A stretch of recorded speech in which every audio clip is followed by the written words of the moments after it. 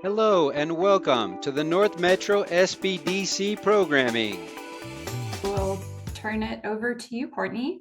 Well, thank you so much. I really appreciate your introduction, Angela, and the opportunity to speak today. I'm going to go ahead and share my screen. So give me just a moment and we'll get this going. And as everyone is putting where they're located, that's great. I appreciate you doing that in the chat as well. Angela's going to help me by keeping track of the chat. And so that'll help us out quite a bit. And so right now you should see something that says control life and control habits. Is that right? Yes. Okay, fantastic. Well, thank you again. I'm very excited about being here. I'm going to share a little bit of my story with you, but just for a background, just so you know a little bit about me. I'm a Greeley native. I was born here in Colorado, grew up in retail furniture. My grandfather started a furniture store out of a gas station. He started selling recliners out of a gas station and turned it into a furniture store. So that was in our family for about 44 years before my mom decided to sell it. Ironically, 6 months before I graduated from college, thinking I was going to be running the store. So had to find another job. Worked in corporate America at State Farm Insurance on a regional level. I was an underwriter and then a supervisor, and then promoted into human resources, and then promoted back out into operations. And really, that has been my entire career. I've been in human resources and operations management since I graduated from college.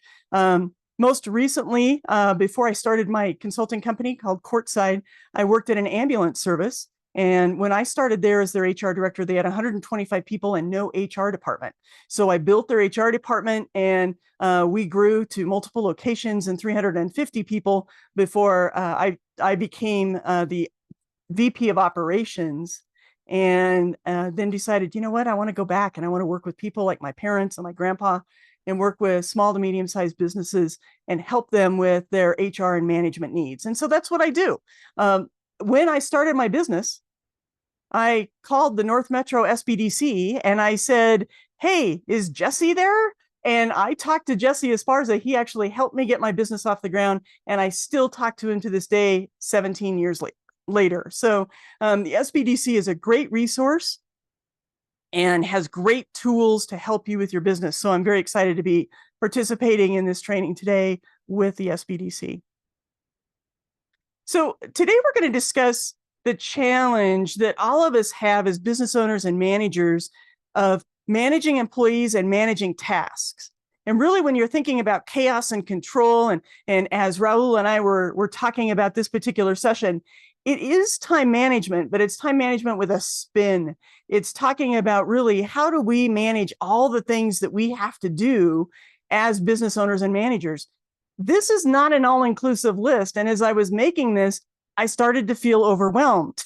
You know, it's when you start thinking about all of the things that we have to do, it really can be overwhelming, especially when you look at a list like this, realizing it's not all inclusive, and it can just overtake our day, and we really get frozen. We really don't know where to start. We have trouble with priorities, or we just think there's too much to do. Some of these items take a few minutes, right?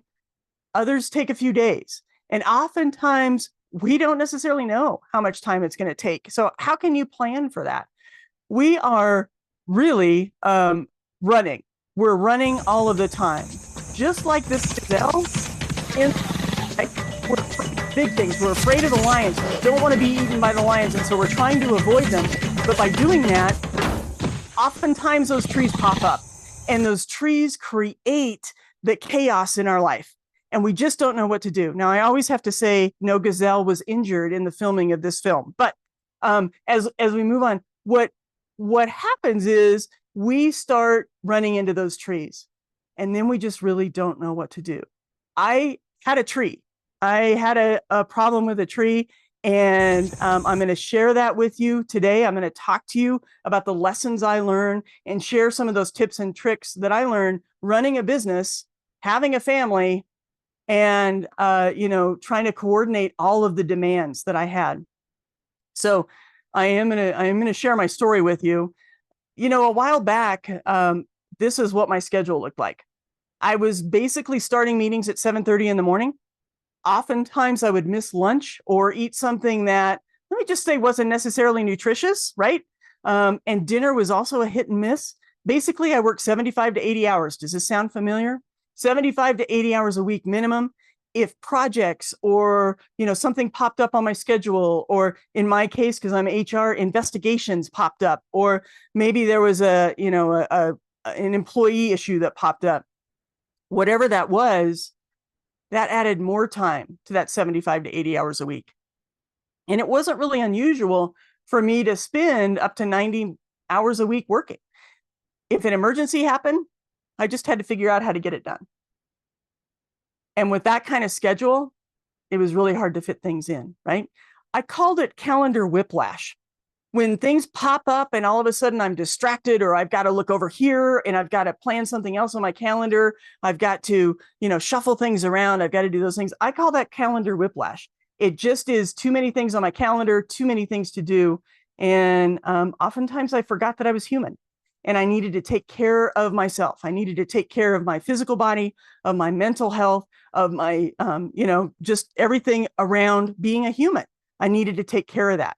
The entire system that I had set up to run my business was not sustainable. So honestly, the inevitable happened. And I ended up in the emergency room. When I was in the ER, I went there, I wasn't feeling good. I thought I have a cold, something's not right. I'm not sure what's going on. It turned out that I had pneumonia in both lungs and ended up in the hospital for several days with acute respiratory failure. So what that did was it created a shift in how I needed to deal with life. It created some issues with my lungs that are long-term. And what am I going to do? How am I going to deal with this for the rest of my life? All because I didn't listen to my body. And I didn't listen to myself. And I put myself in a situation where I virtually had no time for anything other than working on my business. And I just thought I could keep going. I thought I could think my way out of it. It's okay. I'm strong. My dad has taught me to be strong, right? I'm going to be fine. And in reality, it just wasn't sustainable, and my life got away from me. So as I laid in the hospital, I thought I've got to do something different, right? My go-to place is the beach. Some people go to the mountains. Some people just need to get away and go shopping. Whatever that is, we all need time for rejuvenation, relaxation, and to re-energize ourselves. We all need to take that time and make sure that it's, for me, I realized I did that once or twice a year on vacation, if that. As a business owner, oftentimes I went years without taking a vacation, right? So I was nervous about taking time off or doing something different with my schedule. What about my clients?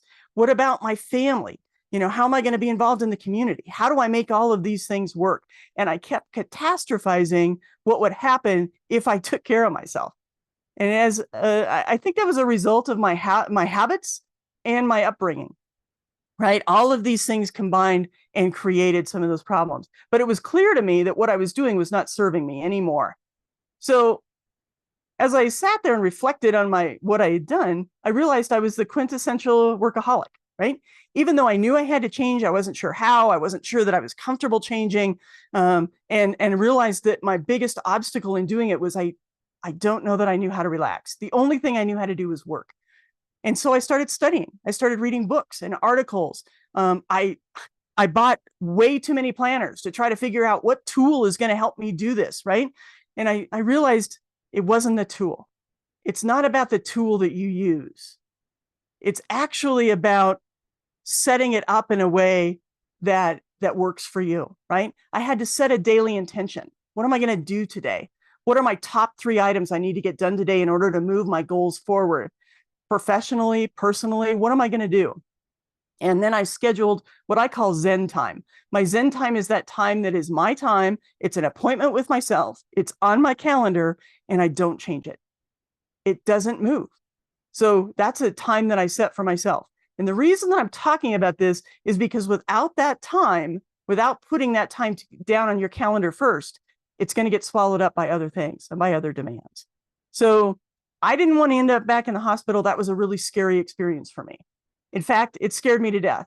And then I kind of laughed when I wrote that. And I thought, it didn't really scare me to death. It scared me to life, right?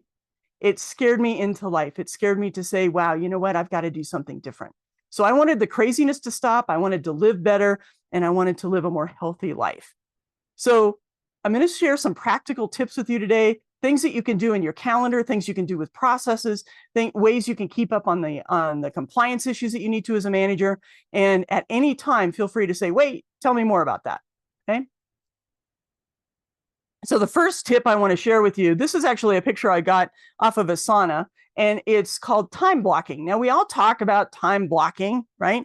That is setting aside times for certain kinds of tasks, right? Could be client calls, could be meetings, could be emails, focus time. So this is a sample calendar of time blocking. And the first thing you need to do for time blocking is identify what you need to work on. What are those main big rocks, if you will, that you work on? We all do email every day. We all do calls every day. We all should have focus time every day where we're really focused on a project or on something that we're trying to get off our task list, right? Determine what you want to do when. Think about your most productive times of the day. When I started thinking about that, I realized, wow, I'm really productive in the morning. And after about 2:30 or 3 o'clock, I kind of wind down. Like that's not my best time. And so if I'm going to do something, I want to do it before 2 or 3 o'clock in the afternoon. And you can figure that out. Just start watching your energy as you go through your day. Okay. Group meetings if possible. So what do I mean by that? You could do, if you have employee meetings, you could do them all on the same day. Or you could say, you know what, my employee meetings are, 9, 10, 11 o'clock in the morning. Or maybe your afternoon is your high energy time. You're going to have those at 2, 3, and 4 o'clock. Whatever that looks like for you, but you could group those meetings together so you know, oh, Tuesday and Thursday are my meeting days. And you start thinking about your calendar in a more structured way rather than, what do I have today? Oh, I've got 2 meetings. I've got to get that task done. Oh man, I've got those emails I need to answer, right? You start being more organized in how you coordinate your calendar, okay? And then think about your available time. And what do I mean by that? There are going to be times when people reach out to you and say, hey, I need to meet with you. Well, where do you want those meetings to go? You get to control that. You can do different things to make sure that you're setting up meetings in a way that is conducive to your schedule and your energy and your needs, right? It's not that you don't want to meet with your employees. It's that, hey, you know what? I've got these times set aside for employee meetings. Will that work for you? It doesn't always work. But a lot of times the employees will realize, oh, these are the times that I can meet with my supervisor, with my manager, with the business owner. And so they're going to help you manage your calendar by selecting those times. If you use a calendar scheduler like Calendly, it's really great because you can set up different types of meetings. So I do volunteer consulting with the SBDC. So I set up a Calendly link for SBDC meetings, and I've controlled when people can sign up for SBDC meetings. I've got meetings set up at 30 minutes or at 60 minutes. And so I can set up all these different meetings on Calendly, and it helps me control my time. The other thing is flexibility is important. And I think that that's something to remember. As I was talking about, you can't always meet everybody's needs when you set up this structure. So you need to be flexible. We're all humans and we all have needs. Somebody may need to talk to you right away. Somebody may need to talk to you tomorrow. And so you need to have some time built into your schedule. I guess it's my EMS background. I call it 911 time. And sometimes people will call and say, hey, I've got an emergency right now I need to talk to you about, and I might be working on a project. And so what I'll do is I'll take that project and move it in my calendar to my 911 time. And if they call and say, hey, I need to talk to you, but not necessarily today, then I'll put them in that 911 slot. So I've got time built into my calendar for those emergency calls. Okay, so there's another method that you could use called time boxing, and you'll hear about this a lot with some major CEOs, bigger companies. They use time boxing where they don't have a to-do list, they don't have a task list, everything's on their calendar. So if they have to do something, it's on their calendar, and they have a time schedule to do that thing. And that's time boxing. So every task, every meeting, every whatever it might be, downtime, whatever that is, has a start and a finish time and is on your calendar. So that's something you can do. It really doesn't matter what method you use. I think what's important is you need to put your time first. So I put my Zen time in my calendar first. That's there. And meals, make sure that you're putting meals. You'll notice that on this sample calendar, they have breakfast, they have lunch, right? And they also have worked in other things like cooked dinner. So they've got a reminder for that, right? So let me segue to calendars just for a second and talk about different types of calendars. So there are a lot of calendars out there, digital, analog, the paper and pen kind of calendar, lots of formats, monthly calendars, weekly calendars, daily calendars. When you look at daily, is it 1 page a day or 2 pages a day? All of those kinds of things you can consider. And with calendars, sometimes it's just, dates and times. Other times there's places for tasks or notes from the daily activities, whatever you need. So you need to be looking at those calendars and figuring out how to work together. Back in the 90s and late 80s, I guess, I used Daytimer. And I even taught time management using a Daytimer planner. So it's the paper planner. It's 2 page per day typically. And now I use a hybrid system. I use a Google Calendar and Google Tasks. I found that works best for me. And then I use what's called a full focus planner. And that's a planner that's available. It's got goals and different things in it. If you don't know anything about it, you can go to Full Focus Planner and learn about that. But I use kind of a hybrid method. So I've got my electronic stuff, and then I've got my daily, this is what I'm going to do today. And then it's got a place for notes. And I like that. I like writing. My dad used a piece of yellow paper in his pocket. My son uses a Google Calendar only. So the bottom line is it doesn't matter what you use. It just matters that you use it and that it works for you. So if you haven't found a system that works for you yet, look for that. Play with some things, right? So this next slide, I found myself saying this a lot. I don't have time, right? We are all prone to say, oh, I don't have time to do that. Oh, I don't have time to do that. I just don't have time to look at that. I don't have time to take care of that. I don't have time to do that thing for my business or for my family or for myself. And I said that a lot prior to being in the ER in the hospital. And now I've really switched. I've changed to, something that is a little bit different. And that is I didn't make time. I didn't make time to do it because I feel like that has more control over what I'm doing. I didn't make time to do that thing. I didn't put it on my calendar. I didn't put it on my task list. I didn't make time to do it. And really, when I say I don't have time, it sounds like outside influences are controlling my calendar. I want to control my calendar. So if I have something important to do, I need to make time to do that. Okay. Just as a reminder, you are in control of your calendar. You get to decide who you talk to and when you talk to them. You get to decide when you do things. Deadlines are approaching. Are you going to take care of that now? Or are you going to do it the last day before the deadline, right? You get to decide that. And all of these things can be passed down to your employees as well. When you're finding that employees are having trouble missing deadlines, you can talk to them about what we're talking about today. And you can visit with them about how are you controlling your calendar? Let me see your calendar, right? What does your calendar look like? And what do you have on there? How do you have it blocked off? Oh, what are these things? Oh, these are extra things on your calendar. Are you okay with that there? Or do you want to pull those off? How do you want to manage your calendar? And you can talk to your employees about that. So I'm going to open it up really and find out, ask you to unmute, ask you to give me some feedback here. Much better in a classroom, but we're going to do it. We're going to do it here on Zoom.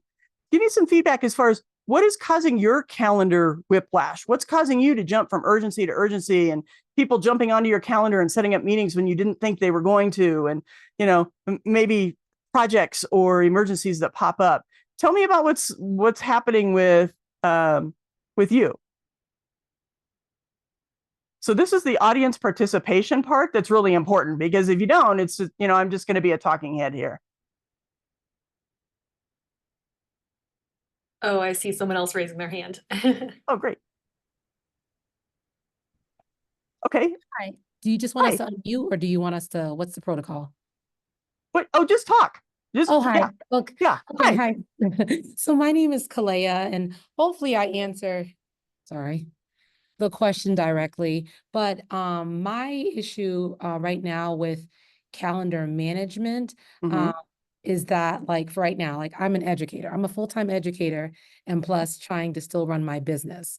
And so Okay. I try to make meetings and everything, you know, a lot of times like my camera will be off and it'll be something like this, like it's engaging right now. You know what I mean? And where I Right. can't fully participate or meet with other people who can help me, you know, Right. but virtually, whether that's a one-on-one or through a score class or whatever have you. I feel like that's my struggle right now. I do my best with trying to make sure I prioritize. And so knowing when I have each appointment and everything, you know, Okay. at the same time, it is very overwhelming. So if there's any Yeah. kind of like advice, I'll be willing to receive it. Yeah.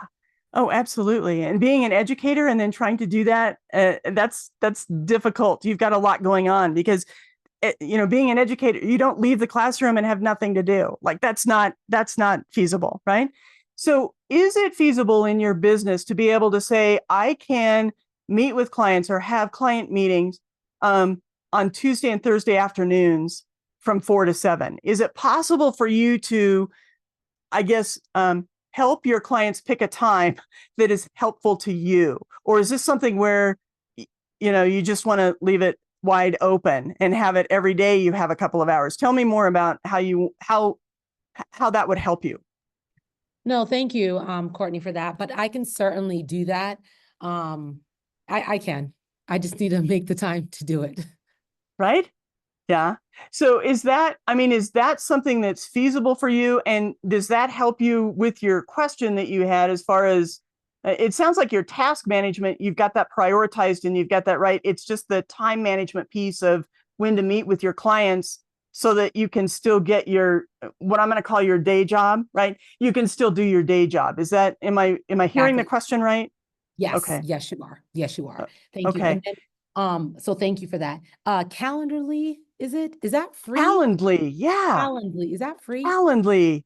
So it's such a great it's such a great program. So I made a decision that I was going to work with my clients after this whole episode. I was going to work with my clients primarily on Tuesday, Wednesday, Thursday, and I was going to do that primarily from 9 to 3. Okay. And so I set up Calendly links that I have in my email, and people can go to my email and they can click on, oh, I want a 30-minute quick meeting or I want a longer meeting. Right. And so I've got a 50-minute meeting and a 30-minute meeting, and people can click those and then sign up for my next available appointment. And Calendly syncs with, I use Google Calendar, and it syncs with Google Calendar. So if I already have a meeting scheduled at 10 o'clock on Tuesday, Calendly shows that as unavailable. Nobody can take 10 o'clock on Tuesday. And so those two things link up. You can also in Calendly set up things like reminders. You can set up thank you for attending the meeting. It was great talking to you. Do you have any other questions? Or you could set up, hey, now that we had this initial meeting, discovery meeting or whatever, could you fill out this form and give me more information and more feedback? And you can set some things up like that in Calendly that are going to automate that entire system for you. So you don't have to worry about, oh, I've got to send that person a thank you, or I've got to remind that person of our meeting. Calendly will take care of that for you. Okay. Okay, you bet. Thank you You so bet. much. Absolutely. Thanks for the question. Did somebody else have a question? I can jump in. You asked at the beginning, what struggles we have with like calendar management. Yeah, absolutely. One of the things that I struggle with is I have a lot of outside things that like draw me away from my computer. So I'm not always able to follow those things that I have planned. Is there a better way around that? Okay, so what I'm hearing, Clarissa, is that you've got a calendar system at your desk calendar, like on your desk. And when you leave your office or leave your desk, your calendar doesn't come with you. So do you use a digital calendar? I have a personal one on my phone. I don't know if I can put my company one on my phone. Okay, try it. so that's something to check into to see if that's possible. If you have, I'm just going to say Google Calendar or Outlook, you can have different accounts that you can put in those programs. And so it may be that you might be able to put both accounts, your work account and your personal account, and then you could move back and forth, right? Okay. From an alarm standpoint, There's a couple of different things that you can do. If you have a reminder system on your phone and you know, okay, I'm not going to be by my calendar. I know I've got a call at 10 o'clock. I'm going to just put a reminder that'll come up at 9:45 to know that I've got that 10 o'clock call. And so then that's a workaround if you can't put your both calendars on your phone. Okay. A lot of times putting a calendar on the phone, you just have to know what program it is and what your user ID and your password are. And then you're able to use multiple calendars. And I've done that both with Outlook and with Google. So I know it's possible. Okay. Okay. Okay. Anything else? Yeah. Yeah. Can you kind of describe a little bit more about your time blocking idea with there's not a to-do list, but you put the tasks and just, I mean, I kind of get this up, but maybe elaborate just a smidge. You bet. You bet. So when you think about time blocking, first start thinking about grouping tasks. Okay. So way back when email first came out in the dark ages, and we'd get those dings or whatever every time an email hit our desk. It was so distracting, right? Because then I'd look and I'd say, oh, I've got an email. I need to answer that. And I'd be working on something and an email would come in and I'd be distracted over. And you can turn those alarms off. But what's good about time blocking is you can say, oh, I answer emails. If you look at the schedule up here, I answer emails in this example, basically at 9 o'clock in the morning. And then it looks like I do email, and this person does emails at 12, and then they do it again around 5:30. So they're blocking time to work on emails. They don't look at emails all throughout the day. Okay. So that's how they time block emails. You can also look at, they have focus time. And focus time, when I look at that, I don't know exactly what this person meant by focus time, but focus time to me is I have a project I need to work on and I need to focus in on that project and I can't be distracted. So that's my focus time, right? And so they set up focus time. They may not know exactly what they're going to be working on that day, but they know that that's the time where they're going to be working on something that's more complicated. Maybe it's a spreadsheet, maybe it's a presentation. It could be something that, whatever it is, but they need to not be distracted during that focus time. Okay. And then you'll also notice that they have meetings, different meetings set up, and they appear to be in little blocks, right? On Monday, it looks like they've got a sales huddle at 2 and a one-on-one at 2:30. On Tuesday, they've got a meeting at 3 and then another meeting at 4. Wednesday, they have all those meetings grouped together from about 2 to 4, it looks like, right? So then they've got meeting time blocks where they're going to meet with people, looks like maybe in-house, like either staff meetings or one-on-ones with their employees and their team. Okay, so time blocking is really thinking of categories of work that you have, okay, and putting those in big blocks on your calendar, or small blocks, but blocking out time for those categories like emails, calls, meetings, those types of things. Does that help? Yeah, that's great. Would you recommend like Sunday night, Monday morning planning out the week, or do you recommend having it kind of a set schedule week to week so that way you don't have to recreate it? What's your recommendation? That's a great question. So I have to say that's one area I'm not very disciplined in. I either do it Sunday night or I do it Monday morning, and it kind of depends on what's going on the weekend, right? Yeah. This is a holiday weekend. My guess is going to be it's either going to be Monday night, but most likely it's going to be Tuesday morning when I plan out my week, right? Mm-hmm. Unless I do it before I leave for the weekend. And that could be possible too. So some people like Friday afternoons. I'm going to take an hour and I'm going to do my weekly planning. With my weekly planning, I have a system that I use, the Full Focus Planner, and it talks about what were my wins this week. What do I need to work on? How did I accomplish my goals? Did I accomplish my weekly goals, and at what percentage?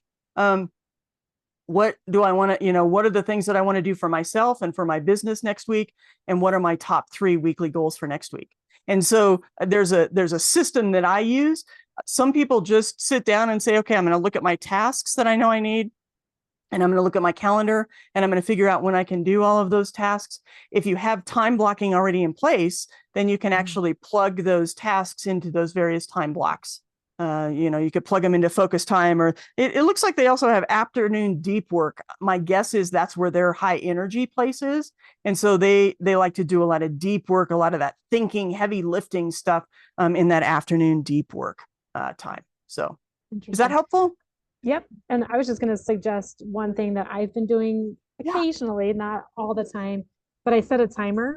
And so I'll set it for 30 minutes because I estimate how long do I think that this project's going to take. And so just, it's not necessarily blocked in my calendar. It's just, okay, I'm going to sit now for 30 minutes. I set my timer.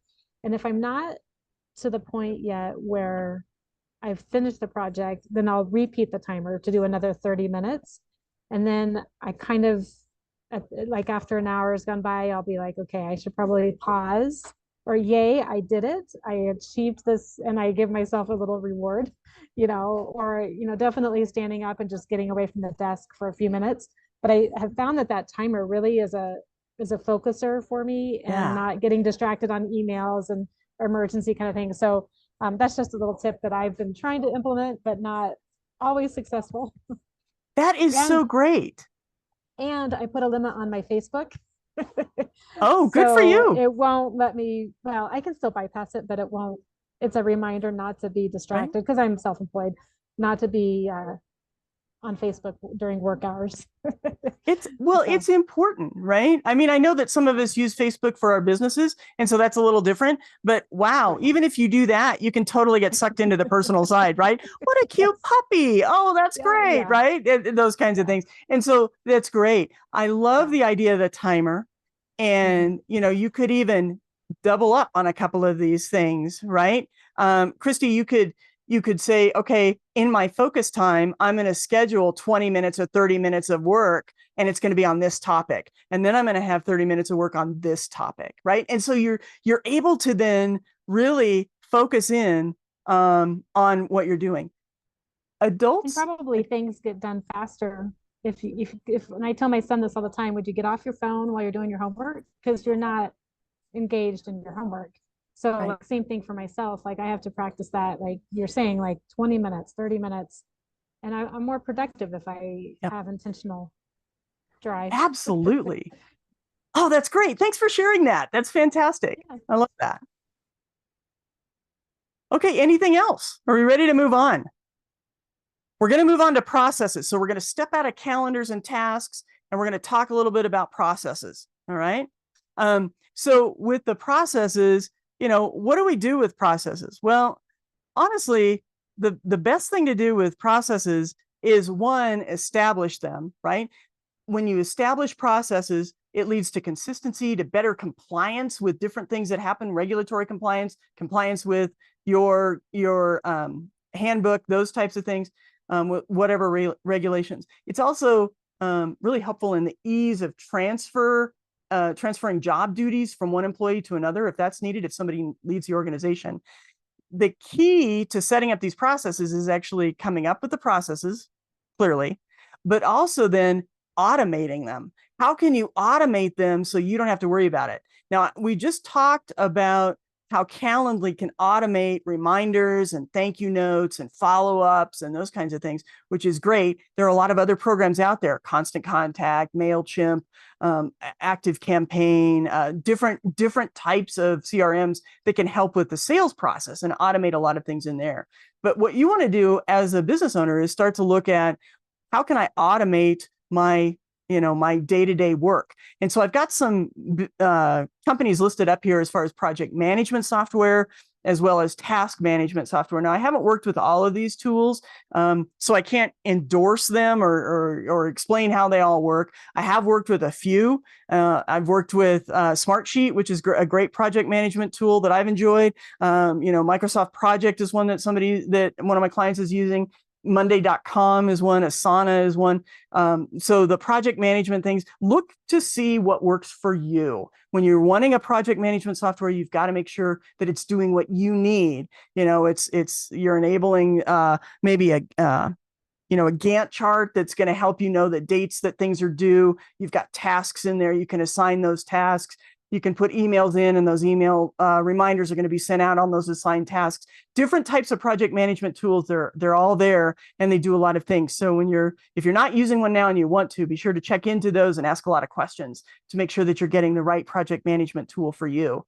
And then from a task management standpoint, there's a lot of different things out there as well. And so you can look at, Todoist, which is a task management that a lot of my clients use right now. Trello, Google Tasks is a very simple task management program. Very, very simple, very basic. It's one of those things that, if you want to have a lot of dependencies and those types of things on tasks, it doesn't really do that, but it's basic. Teamwork.com, I'm not that familiar with. Basecamp, I know that some of my designer clients have used that. And ClickUp, I hear, is good, but I don't know much about that. These are softwares that can help you, different software packages that can help you manage your projects, manage your tasks, to make sure that you're getting those things done. So, figure out all that needs to be done on different critical processes. And we're going to talk about 2 that were mentioned in the description for this course. But figure out all those processes that are critical to get done, and then start thinking about, what do I have in place right now for those processes? If the person that's doing that process left, could we have somebody come in and fill in their shoes until we hired a permanent person, or a regular employee to fill that? What does this look like, and how much am I reliant on my staff to get things done? Maybe I don't know how to do it. I need to have something in writing to know how to do that. Okay. When Courtney, we're talking about, oh yeah, go ahead. We had a Somebody. question from Kalia around, do you know if any of these have free or trial versions? Yeah, so I do believe that some of them have free and or trial versions. And so you can test that out. Obviously the free is going to be a little less robust than something that you're paying for. And they also have, many of these have, I guess, what would it be called? Layers, or they have different packages that you can buy that have different bells and whistles. So, I use Google Calendar, I use Google Tasks, I use Google Keep, Google Docs, all of those things. And that's all one package, and it's all included. So I pay one monthly fee for everything. Todoist, I've used that in the past. And that's a great program. It really works for some of my clients, and I love it. And there's a lot of things you can do with it. It's way more robust than like a Google Tasks. And it has, I believe, different packages that you can purchase. So, and then there's also online training. So you could Google it and look at videos to kind of get demos and see how people are using it and see what they're using for. So hopefully that'll help you as well. Thanks, Angela. Anything else? No, and I know at the SBDC we use Trello, and there is a free version of that. So, okay. And nope, no other questions. Okay, great. Thanks for the input on Trello. All right, so let's just talk about performance reviews. So when we think about performance reviews and really processes in general, right? I want you to think about some questions to ask when you start automating that particular process, right? Are the reviews administered on employee hire dates, or are they done at the same time each year? And I'm going to dive into that a little bit in the next slide. But that's a question to ask. When do you administer those reviews? What preparation steps are required? How long do those preparation steps take? Who's responsible for each of those steps and for doing it? So sometimes it's an employee, sometimes it's the business manager, the manager, sometimes it could be HR if you have an HR department, those kinds of things. So who's responsible for that? And from whom will they need assistance? What kind of input are they going to need? Some companies do 360-degree reviews where they talk to, you're doing a review on Susie, and they talk to other coworkers of Susie's, other managers that have worked with Susie and clients that have worked with Susie, and what does that look like? So it just depends on what you need to do for performance reviews as far as what kind of assistance you might need. And then, is the process different for various company positions? Do you have a different performance review process for managers than for employees? Do you have a different performance review process for the C-suite in your company versus the managers versus the employees, right? What does this all look like? And you need to be thinking about these questions as you're designing a process. But what you want to do is have that process designed so that you know exactly, okay, in February, we start with this part of the process. In July, then we've got to complete the forms and we've got to get those to the employees and have them sign. In December, we do another performance review process, and this is what it looks like. So you've got it kind of in your head what month you're going to do what part of that process. Other processes in the business operation could be just, well, we have a process for making our widget. Okay, that's great. Is it written down? Is it consistent? Does everybody do it the same? And that's what you need to start asking yourself in looking at processes. The reason you want these processes to be consistent is because it's going to help you organize your time and get things done. Nobody's walking around and saying, well, how did we do this last year? I don't remember. What did we do? I don't know how to do this. How long does it take? I don't remember. So you want to get that information and you want to put that information in writing so that everybody can refer to it and you don't waste time reinventing the wheel every time you have to do that process. And you've got all of your in performance reviews example, you've got all of your managers doing the same thing and rating the people on the same thing in the same way. So that there's no discrepancy or no bias or no discrimination in that process. From a performance review standpoint, I'm going to jump and put my HR hat solely on here and just share with you that, there's two different ways really to do performance reviews. One is the same time every year. Could be twice a year, it could be 4 times a year. I always recommend at least twice a year you do performance reviews. But if you do them in July and December or July and January, then that's when it is, and you can back your timing up. So you've got to get the forms printed, or you've got to get the forms loaded into a system that you're going to use. You've got to make sure that the employee does an employee review of themselves, and then you've got the manager doing a review, and all of those things need to happen. And so you've got to plan the timing for that. The employee's date of hire is a little different in that you're going to be doing performance reviews all year long. And you're going, if you have 12 employees and each of them started in, I don't know, everybody started in February, then you're going to do all of your employees' reviews in February. But if they started separate times during the year, then you're going to be doing those reviews based on their date of hire. So it'll be throughout the year. Okay. And then with the new employee orientation, this is one of those things you've hired the employee, you want to welcome them. This is that when they come to your, when a visitor comes to your house and you open the door, you want to make sure that they feel welcome and comfortable and they know where everything is. And they have a good experience at your house. It's the same thing with your business. Whether you're doing that online with a remote employee or you're doing that in person at a brick and mortar business, you want to make sure that you've got everything covered, that you're welcoming them, that they feel comfortable, and that they feel like, wow, I really made a good hiring decision. I chose the right company, and I feel good about that. So that's why your new employee orientation is so important, right? I tried to do new employee orientations with new hires whenever they were hired. And what I found was I was always doing new employee orientation. It was very hard on our operation. It was very difficult for me. And so what I did finally at the ambulance service was I said, you know what, I'm going to do interviews on the 1st and 3rd Monday, and I'm going to do orientations on the 2nd and 4th Tuesday. And this is how we're going to do it. And so in putting those things together, everybody knew. The people who were interviewing knew when they were going to interview. The people who were part of the orientation even knew what time on those Tuesdays they were going to be doing their presentation. And so it really helped lock people in. It set some consistency. It put order to the entire process. And, it was one of those things that really tightened it up. It used to be for the orientation that whoever was walking by the room was going to speak then. And we just had, that just didn't work as we wanted it to. So when we tightened up that process and made it more regular, everybody understood and everybody was able to successfully present, and the new employees understood who everybody was and what they did, and got really good information and left that orientation process feeling like, wow, I understand the company, I know who people are, and I can go ahead and get trained on my job. I'm really excited about this. So it just helps. It helps them.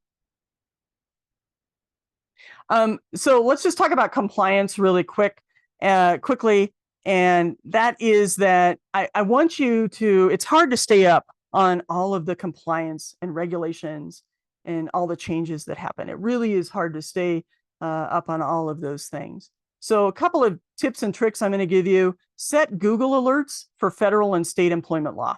You can go into Google, put your email, and set an alert to get a weekly, you could do it daily, I do it weekly or monthly, alert to any federal or state law changes. If you have employees out of state, then you want to set up Google alerts for those states as well. And that's just employment law. You know, I put Colorado employment law, federal employment law, Wyoming employment law, whatever that is, and you'll get reminded of, you'll get emails that will tell you about changes that are going to happen. Okay, it's free, and you can just do it. You could do it right now and have those things come in your inbox whenever you design that, whatever you click based on when you want those. The second thing is subscribe to an HR or an employment law newsletters. Lots of employment law companies out there, lots of HR people out there that would be willing to share their newsletters with you. And those have law updates, those have best practices, those have things that are coming down the pike that we're waiting to see what happens with them. And so that's always a good way to get that information. And then watch the news. There's a lot going on. I always joke that in every newscast I watch, there's some HR story. They may not say it's an HR story, but they start talking about something where, you know, this happened at this job, or this person, you know, was fired for this reason, or whatever. There's always an HR story in newscasts. So just watch the news and be aware of what's going on in the areas in which you either manage employees or where your business is located. You need to be aware of the business laws that change, as well as the HR laws and regulations that change. So what kind of problems are you facing with processes? What kind of questions can I answer for process struggles or challenges that you're facing? We just had a question on how to set up a Google alert, and I just put the link on thank you. steps to do that. Yeah, any other questions on some of these processes? And these are just two that we talked about: performance reviews and new employee orientation. We can't really talk about all those HR processes, but at least it gives you a taste for how you can do it. I actually have a question. Yeah. My question is this: I have training all put into place, and it's very organized and everything's down to a T. However, I still seem to struggle with a couple of people who cannot seem to follow the training, despite the ease of it all. What do you suggest in that?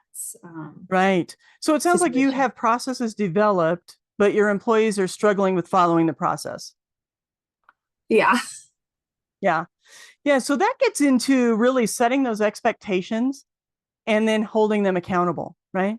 And that's difficult, especially if these are employees that have worked for you for a long time, or, you know, maybe who have done that job for a long time, and maybe you've changed a process, and so they're just used to doing it on their own. And so you've got to kind of push the reset button with them. And that's what I would do. I would have a meeting with them, and I'd say, you know what, I've noticed that this is going on, that you're not following this particular process. Let me explain to you why that process is important. And let's talk about what is happening when you're doing that process. Like, are there barriers? Is there something going on in that process that isn't working for you? And really have a dialogue with them to try to understand what their thinking is as far as why they're not doing it. In some cases, you're going to find people are just like, well, I don't want to do it. Well, okay, that's a different story, right? No, this is how we do it at our company, and this is what we're going to do. And so I need you to do that going forward. This is how you have to do it. And then you've got to hold them accountable for making sure that they're doing it that way. If they say, you know what, I've got a problem with step 5. And let me tell you what my problem is with step 5. And you can say, yeah, I've noticed you never do step 5. Okay, let me talk to you about that problem. Here's how that translates to my day-to-day work. And they may have a really compelling reason for you to change your process. And so you want to make sure that you're listening to them. But always you want to talk about expectations and you want to hold them accountable. And hold yourself accountable to holding them accountable, which is sometimes one of the hardest things. We as managers sometimes think, I don't have time for that, right? Well, yeah, you've got to make time for that. You've got to make time to have the conversations with the employees when they're not doing what they're supposed to do. And you've got to make time to have those conversations with employees and especially find out what's going on. Like, why aren't you doing that? And is there something that we need to consider changing? Or is there something that we need to talk through so that maybe we don't need to change step 5 in the process, but we do need to have a conversation about why step 5 is important and why I need you to do it, and find out what the barriers are to your success for doing step 5, right? And help coach them through making sure that they're doing that particular step in the process that they're missing. So that's more of a, and I talk about this a lot too, and that's more of an expectation setting and accountability discussion. And it's never easy, and they're uncomfortable. They are uncomfortable conversations, but you learn a lot with them. Awesome. Thank you so much. You bet. We have, looks like we have a few minutes left. A couple of questions have come in from Rochelle. Any good book recommendations from growing from a 1-person to 3-person team? Oh, okay. Yeah, absolutely. So there's a lot of good books, and I actually have some good books, a list of good books for time management and habits and those kinds of things that I can share. So yeah, growing, read E-Myth. Angela, wouldn't you say E-Myth is a good book to read for a growing company? It's such a great book. I don't know if I have it right here that I can grab, but it is E-Myth. It's Entrepreneur Myth. Okay. And it's E-Myth. The author is escaping me right now. I can't remember. Angela's looking it up for me. Thank you so much. And so I would say that's a great book to start with. Okay. From a management perspective, there's lots of management books out there. The other thing I would recommend is, as you grow, incorporate the SBDC into your plan. Talk to us. Let us know. Let us help you with that growth. Let us talk to you about hiring more employees. What does that mean?